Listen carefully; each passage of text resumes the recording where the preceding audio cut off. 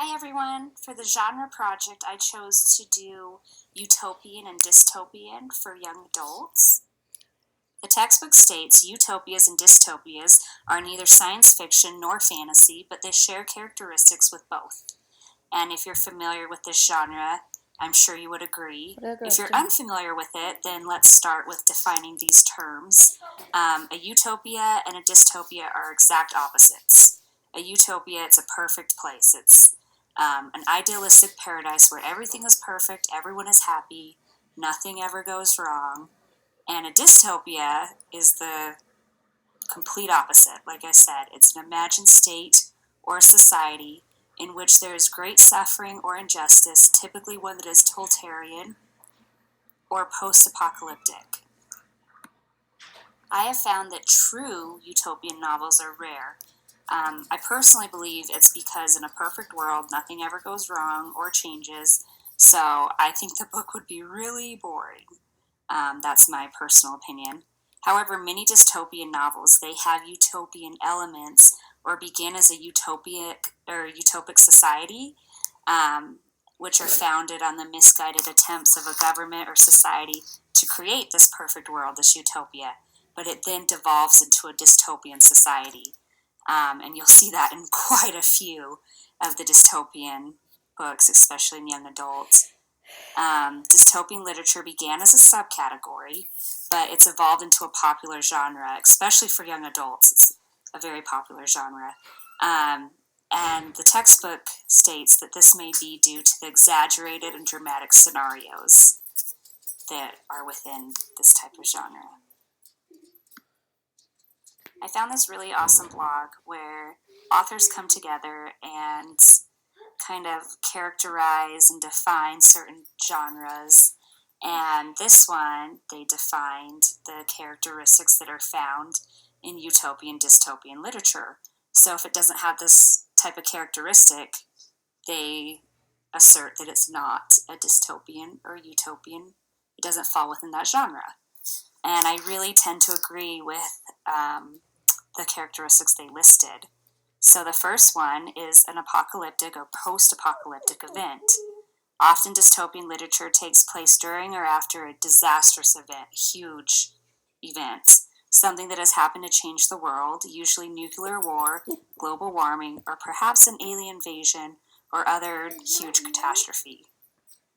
The next characteristic is exaggerated issues, and you'll see this a lot. When you watch the news, what current issues scare you? So for me, and maybe for other people, it's the spreading of the coronavirus that's happening right now. And so a dystopia, they would turn coronavirus into everyone's worst nightmare because it's kind of our trigger right now. The next one is low or no technology. So most people, they can't even begin to imagine their lives without their phones or internet. I mean, how would you get in contact with people? How would you know what's going on? So dystopias take this even further by eliminating electricity or communication or other technologies we're so accustomed to.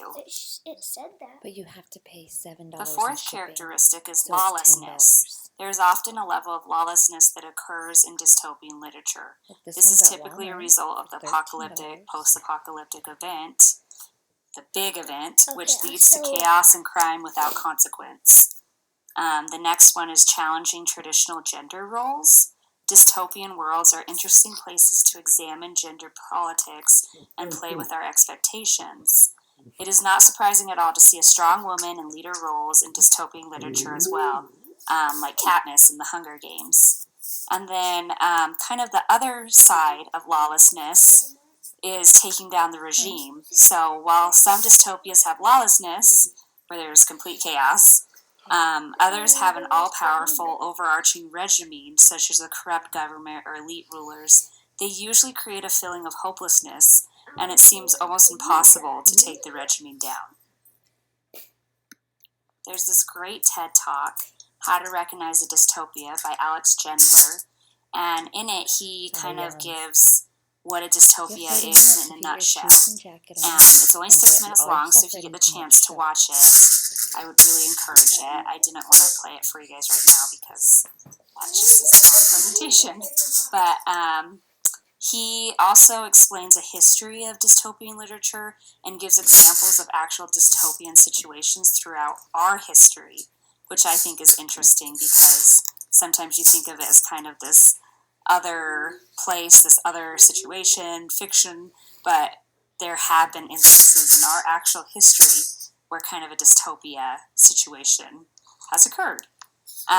He asserts that dystopias tackle a current trend and take it to the extreme, which is one of the characteristics we talked about. And he believes that dystopias are cautionary tales. So I thought that was kind of interesting, like the Aesop fables and kind of a warning to us. If you're still on the fence questioning whether or not a certain book falls within the dystopian genre, young adult author Erin Bowman, she created this awesome flow chart. She calls it a foolproof flow chart to help writers and readers identify dystopian literature. She suggests that there are different types of dystopias as well, kind of subcategories of the genre. One is an isolated dystopia, which means their characters are far away from other places, buildings, or people.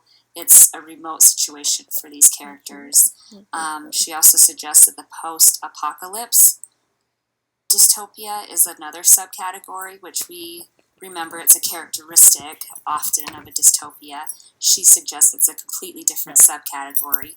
It denotes or relates to the time following a nuclear war or other catastrophic event. And this is really quite a cool chart. If you follow it, you can kind of figure out if a book is a dystopian novel or not. So after all that information, if you're just looking for a simple, sentence-long explanation, a dystopia is basically anywhere you don't want to be. And if you were the main character in any of these books, you would probably agree. The only specific award for a dystopian book that I could find was the Best Indie Book Award, and it's for the science fiction / dystopian genre. Of course, there's other awards for standalone books that can be dystopian, but they don't have to have a category of that, as well as dystopian authors. For my first author highlight, I'm going to highlight Neal Shusterman. He's one of my all-time favorite authors. He has been writing since he was a teenager, and he lived in Mexico City for a while, which he thinks really influenced his views and outlook on the world. After he graduated from UC Irving, he already had a book deal in the works, and he was hired to write a movie script, which is pretty cool. He's written for the TV series Goosebumps and Animorphs, and he wrote Pixel Perfect, which is a Disney Channel original movie. He is also the author of over 30 books, and a lot of them have received awards from the International Reading Association and the American Library Association, and he's now a New York Times bestselling author. So some of his earlier works were fantasy and science fiction, but his more recent series, Unwind and Arc of a Scythe, as well as his standalone novel Dry, they fall into the dystopian genre. The next author I'm choosing to highlight is Suzanne Collins. She's the well-known author of the Hunger Games trilogy. She began her writing career for television in 1991 and worked on shows such as Clarissa Explains It All, Little Bear, Clifford, and Wow Wow Wubsy. Her first published book was Gregor the Overlander. It's a fantasy series for children. And then set in the dystopian post-apocalyptic world of Pan Am, her next published series, The Hunger Games, became an international bestseller. It's been on the New York Times bestseller list since it was first published in 2008.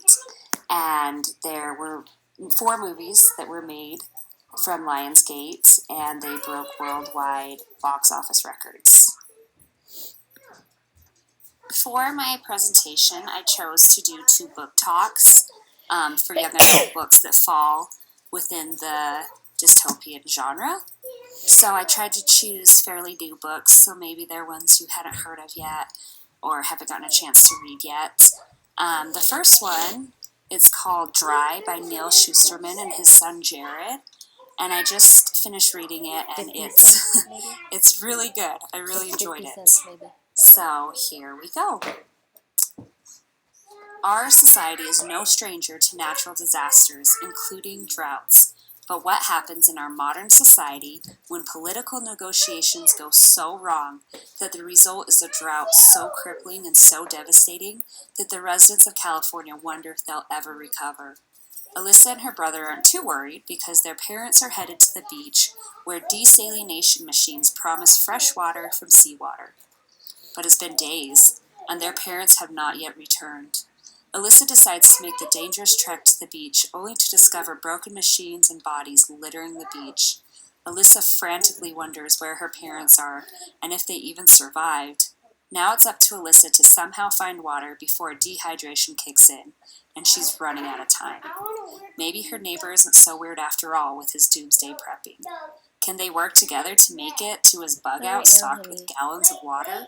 Or will they even make it past their neighborhood with the rampant chaos and betrayal unfolding around them?